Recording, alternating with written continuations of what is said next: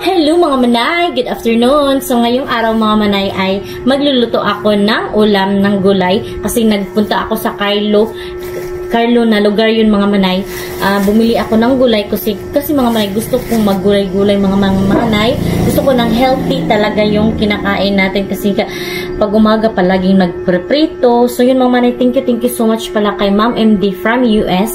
So thank you so much ma'am sa blessings na ibinibigay mo. Sana ingatan ka lagi kung saan ka man nagpupunta at sa work mo at sa health mo. So thank you so much ma'am. More blessings to come. So thank you so much talaga. So yan mga manay, mag-ano na tayo, mag-ano na. Ayan mga manay, oh, ito yung binili ko na gulay yan. Alugbati. So bumili din ako ng mga lamas. Ayan mga manay, ahos. Bombay mga manay, ayan, bombay. At saka bumili ako ng tuyo mga manay kasi paborito ko to. Ayan. Alam niyo mga manay, itong malunggay na to mga manay. Oh, kamunggay. Alugbati mga manay ay tag 15 pesos, ginoo ko. So, kailangan natin gawin mga manay ay magtanim tayo para may makuha tayo na libre. So, kasi dito mga manay, wala tayong matanim-tanim. Mahili tulad doon sa probinsya, ang lawak ng lupa na mapagtamna natin. So, ayan, bumili ako ng okra mga manay. Mag-ano ako nito sabaw. Bumili ako nito mga manay meat. Saka, din, ito gulay kalabasa. Ayan, ito lang yung panglagay ko mga manay pang sa ayan, ito alugbati, kalabasa at saka okra. At bumili ako ng pipino at saka luya at kamatis. So ang mga liso nito, mga buto nito mga manay ay itanim ko para meron tayong makuha-kuha talaga mga manay na libre. So gusto kong magtanim-tanim talaga mga manay kasi tulad doon sa probinsya ang daming mga matamnan doon. So libre lang talaga yung mga gulay. So yan ang importante mga manay, kailangan nating mag-discard sa buhay para makasave. Yun mga manay, thank you talaga kay Ma'am MD mga manay kasi siya yung tumutulong sa akin kapag ako ay nahihirapan, lalo na dito sa mga gastuhin dito sa bahay. So thank you so much ma'am. At nag-share din kami sa aking mga problema. So ingat ka po lagi dyan ma'am sa work mo, lalo na sa work mo kasi hindi basta-basta yung work ni Ma'am MD yun, sana ay ingatan siya palagi ng Panginoong Diyos para mga manay gabayan siya sa kanyang mga lakad, ganun. Yun lang talaga yung i-help ko sa kanya, yung prayers ko mga manay, kasi health is wealth. At saka mga manay, kung walang prayers, walang Panginoong Diyos, wala tayong maaasahan sa mga problema natin, kundi ang Panginoong Diyos lang talaga mga manay. So mayroon naman mga taong tumutulong, ganun. Kasi blessings din yan sila sa atin. So, yan mga manay ay it's a big help talaga sa atin. Ako mga manay, sanay naman talaga ako sa hirap. Kahit anong hirap o pagsubok ay kaya ko naman yan mga manay. Ginagawan ko yan ng paraan para masolusyonan yung mga problema. So, yun mga manay, ito itanong ko to mga manay sa labas. Kahit nagkagubot na doon sa labas mga manay, magtanim ako nito para may makuha tayo, may masib na pera kasi kapag laging tayong bumibili nito mga manay, hindi tayo makasib, dagdag gastos ba, lalo na ngayon mga manay, ang hirap, ang mahal ng mga bilihin talaga. So kaya nga ako nagva-vlog. Yung iba talaga hindi ako naiintindihan mga manay. Siguro kung hindi pa ako ngayon short sa pera mga manay, hindi na ako mag-vlog, diba? Pero kahit paano mga manay, yung pag-vlog mga manay, kapag na-enjoy ka, gustong-gusto mo talaga mag-vlog at i-content yung buhay mo. Pero may mga tao talagang kusang tumutulong sa'yo mga manay. Kaya nga mga manay, nag-vlog ako, kinokontent ko yung sarili ko. Pag magagalit kayo, pag ako naman magagalit naman kayo, naman lang i-content ko, diba? Ang taba nito, i-content ko yung life ko na pero naman kung naghihirap ako, diba? Part ko yan sa life. So yung iba nga kino-content na hirap din sila, ako nga din so alangan magpa-as if tayo na mayaman ako, diba? Hindi ganun, alangan naman magpa-as if ako na madami akong pera, diba, na may ganito, ganyan ako. Pinapakita ko lang naman mga manay kung ano yung ano yung estado ko sa buhay, ganun. So kami lang pala dito ni Phyllis, mamaya wala pa si Ate Fian. Baka dumating na yun mamaya kasi nagpunta pa siya sa kanyang kaibigan. So hugasin ko muna itong kalabasa.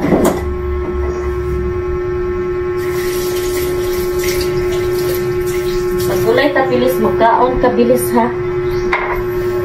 Kailangan talagang masustansya yung kinakain natin mga manay. Wag puro puro prito. Para healthy living ba? Kasi naluluya ako mga manay pag hindi ako kumakain ng gulay. As in, kaya maggulay-gulay tayo kahit minusan. Ako kasi mga manay, nung bata pa ako, sanay ako na maggulay-gulay. Yung mama ko kasi mga manay, yun, sinanay kami na maggulay-gulay, mga biningwitan lang. Gusto ko talaga mga manay na mag-content ako na magkuha ng mga isda. Nag-iisip nga ako mga manay kung saan ako kukuha noon yung mag-content ng mga ganun ba. Kasi maganda yung mga manay, yung content na kukuha ng mga isda. Katulad ni mga manay, yung Sigalang TV. Gusto ko talaga yung content niya. Ang dami niya nakukuha ng mga isda. Kasi kasi mga manay, andun kasi siya sa Agusan Mars. Ako kung andun siguro ako mga manay, mag-content ako ng ganun. Gusto ko nung ganun ba. Madami siyang nakukuha ng mga isda. Ay, mga manay. So, tayo maggulay para yung health, hindi puro cholesterol, Ginoo. Kasi nga, iwas din ako ng cholesterol mga manay kasi nga tumaba na ako. Tumaba na talaga ako mga manay. Malaki na yung bilbil ko. Hirap na ihiyap ba. So, kailangan mag-diet din. May magulay-gulay. So, magtagtad muna ako mga manay ha. So, anong oras na? Para makakain na tayo. So, ayun yung mga buto mga manay. So, ang gagawin ko nito ay ilagay ko doon sa labas mga manay. Isabuwag ko ba? So, kusang magturok-turok naman to sila mga manay. Kusang ito ay buto ng atsal at saka kamatis. So, kusang tutubo lang to sila mga manay. So, ilagay ko doon sila sa labas. At saka ilagay sa pot. Ilagay ko muna sila sa pot mga manay. Kasi kusang tutubo lang. Para may tayo ba? May tanim. Ayan mga manay, yung mga pot ko, So, ilagay ko ang kamatis. Ilagay ko dito mga manay. So, lang yan mga manay, magkusang tutubo lang yan dyan. Tapos, magsidlings ako. So, napakadami nito mga manay. Hirapan talaga ako nito. Maglagay kung saan sila itanim. Kasi nga, maliit lang yung area natin at saka yung alugbati mga manay, magtanim din ako doon sa labas. Kunti lang yung area talaga, so magdasok-dasok na naman. So ayan yung siling mga manay, siling malaki. Dito din yung siling na maliit. Ayan, so nag-mix-mix na yung mga tanim ko. Dito lang tayo sa labas mga manay, kuha ako ng saluyot kasi ayan mga manay yung tanim na tanglad. Yung alugbati. So, dito ko na lang siguro ilagay yung alugbati. Ayan yung loya mga manay. So, dito ko ilagay yung alugbati. Magkuha ako ng gulay. Nasaluyot mga. Yung motor ko mga manay, nagbashing ako kanina. Hala, may dumi na naman. Bakit nagkadumi ito Ayan Bakit nagkadumi ito? Nabago ko lang to. Ayan mga manay. Bago ko lang ito nilinisan May tao pala dito na baka yung pusa or aso. So magkuha tayo dito ng saluyot mga manay. Masarap kasi itong saluyot. Ayan. Maganda dito mga manay kasi tumutubo yung saluyot ko dito. Ayan.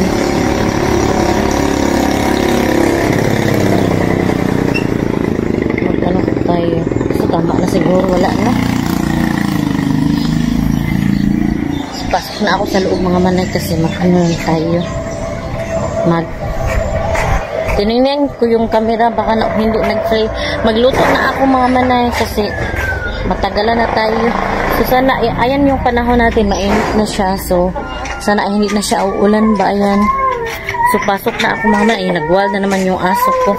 So hello mga manay, dito na ako sa kusina at ayan mga manay, itong alugbati na ito mga manay ay tanim ko doon sa labas. Ba, sinumbagay na yung mga ano doon mga manay, gulay. So ayan yung gulay. So mag-init tayo ng tubig kasi magsabaw tayo mga manay. Ilagay ko lang mga manay, ibulad. Sa mga hindi nakakaalam dyan, hala, hindi na naman magsiga oh. Problema ko tong gaso talaga mga manay, i-off ko muna kasi matagalan tayo mag-fix nito. Kasi yung nag-fix mga manay, hindi marunong mag-ano ba. Ayan oh, hindi naman siya ay, ginoo ko. Sira talaga ba. Ayan, umandar na mga manay. Iduot-duot lang pala to. Ayan, iduot-duot pa lang piyain. Ayan. So, nagpainit pa ako mga manay at magprito ako ng mga manay. Ayan, tinakpan ko to mga manay para makasinti kasi nagprito ako ng manok kanina. So, manok ba yung kanina? Ulam namin ni Phyllis. Ayan. So, mga manay, yung naawa talaga ako sa pinsan ko mga manay. Kasi, naburusan siya bakhapon. Andito siya mga manay. Nanghingi siya ng tulong sa akin ba. Kasi mga manay, naburusan siya. Yung, tatlo na anak niya mga manay. Iba-iba yung papa. Kawawa ba kasi nga. Magprito lang ako ng bulad mga manay. Ito yung, ko, ayan.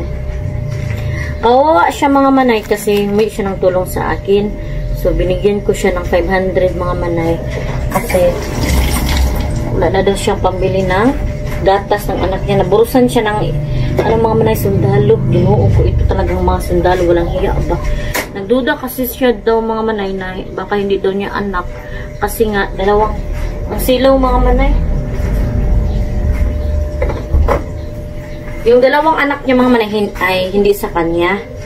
Tapos, iba-iba yung magkuha muna ako ng clip para pang-clip ng bulad. Dalawang anak niya mga manay, iba-iba ang papa. Tapos, ngayon naman, naburusan na siya ng sundalo na naman mga manay iba. So, talaga yung, tapos, nagduda yung sundalo na hindi daw niya anak. So, yun, iniwan siya mga manay. Iniwan siya sa ere mga manay. Kaya, naawa talaga ako sa mga bata, mga manay, kasi walang ama ba. Iniiwanan lang talaga siya ng lalaki, mga manay. Kawawa. Hindi ko na lang ako magsabi kung sinong pinsan ko. Kawawa talaga doon. Pinsan ko sa Lakugon, mga manay. Pumunta siya dito, mga manay. Naawa talaga ako. Kaawa-awa talaga ang mga bata pag hindi kumpleto ang pamilya, mga manay. Kasi walang magabay, walang magay. Depende kung may nagsusupport, diba? So, yan. Kailangan talagang may support sa parents ang mga bata. Napahangad kayo sa akin, mga manay. Saan ba ko ba kayo ilagay? Diyan na lang, mga manay. Super kawawa ba kasi walang papa. So, binigyan ko siya ng 500. So, kahit mga manay, kahit kunting tulong nagbibigay ako mga manay, kahit ako din hirap din ako. So, pero ako mga manay, gumagawa din naman ako ng paraan para magkapira tayo, diba? So, nilagay ko yung mga lamas, mga manay. Super kawawa talaga, mga manay. So, thank you so much pala sa inyong support. So, iprito ko lang itong mga manay. Kasi, sumubaybay pa din kayo sa akin kahit yung content natin dito lang sa bahay. Gusto ko talaga mag-content sa mga bukid-bukid mga manay kasi madaming views ba. Paano, dito tayo sa bahay, wala mag-aalaga. Siguro, someday, mag-content ako niyan mga manay para maganda yung content natin ba. Yan yung asin. Prito ako mga manay. Para ilagay ko sa sabaw. Masarap kasi ang bulad mga manay na ilagaw sa sabaw. Hindi luod ba? So yun mga manay, nakakaawa talaga ang mga bata. Yun ko kasi sa pinsan ko, ba't kasi hindi siya namimili ng mga manay hindi siya namimili ng matinong lalaki ba para magkaroon siya ng magandang future. Diba? Kasi kawawa ang mga bata kapag walang parents. Ganahan ako nitong nabulad mga manay ba kasi ano, mabango siya. Alam, mabango siya na ano, bulad. Ito mga manay, oh ano ito nga bulad, ayan. Para siyang tamban. So naawa ako mga manay kasi nanghingi siya ng tonso yun. Binigyan, tinulungan ko siya. Kahit short din ako. So magkaha ako ng luwag mga manay. Ano kasi itong bahay ko mga manay? Ano ba? Katag. Hindi na plaster yung bahay ko. So someday mga manay, mag-renovate ako nito. Yung ano talaga, mag-loan na naman kami Mr. kasi may matatapos na loan. So mag-loan na naman. Ganyan talaga, loan is life. Kapag nasa gobyerno ka mga manay, loan is life. Hindi ka magkaka-project kapag wala kang loan. Yun talaga ang buhay. So, magsabaw-sabaw tayo. Gutom na ako mga manay. Natagalan kasi ako mga manay. Kasi, dot ako ng cellphone ko ba? Kasi nga, andun trabaho ko sa kapatid ko. So, iuna ko tong ano mga manay. Kalabasa. So, kailangan talaga mga manay, kung mag-asawa ka, kailangan piliin mo yung matinong lalaki mga manay. Yung hindi ka iniiwanan. Para sa hirap at ginhawa ay magkasama kayo. Diba? Kasi kapag hindi matinong lalaki yung ano mo, mahanap mo ay kawawa. Kawawa talaga yung mga anak, yung mga bata, sobrang kawawa. Malalupat naman yung o camera ko mga manay. Oh, ayan oh. Maliit na lang yung battery ba. So, i-keep ko muna ito mga manay.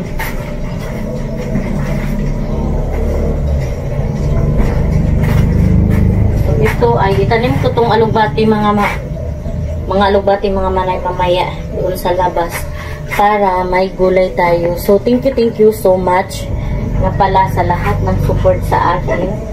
So, iyan. Pinabukal ko na mga manay. Kasi i-charge ko pa tong ano natin camera. Ayan. So, ang next naman ay na ganun ko. Pasensya kayo. Ang next naman ay itong mga dahon. Mga manay. Ayan ang mga dahon. Oh. At saka last na ang pagtimpla ng mga asin at saka bitsin. So, siguro mga manay, dito ko na lang muna i-end ang aking vlog kasi palubat na talaga, oh. So, see you in my next vlog, mga manay. Thank you so much to all. God bless at ingat po kayo parati.